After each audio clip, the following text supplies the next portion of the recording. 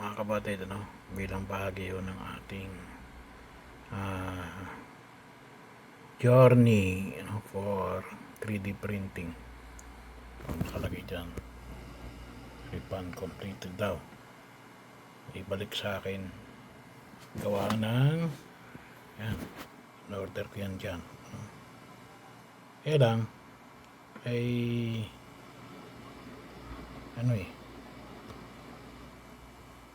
tawag ito,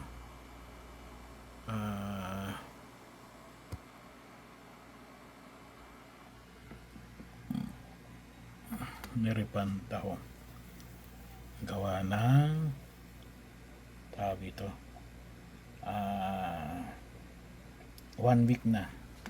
Ganun pala kapag sa Lazada, pag 1 week na at hindi na-ship ng courier, automatic i-refund.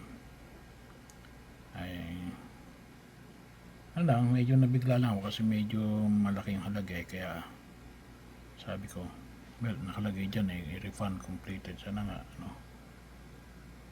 sabi ko nga mahirap tayong mag online buying, mahirap naman kasi pumunta roon kasi Quezon City, ang traffic na yung panahon na ito.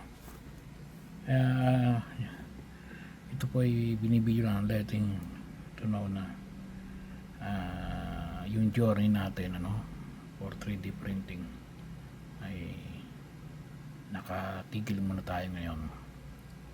Nasa lubak-lubak tayo ngayon. Sige po.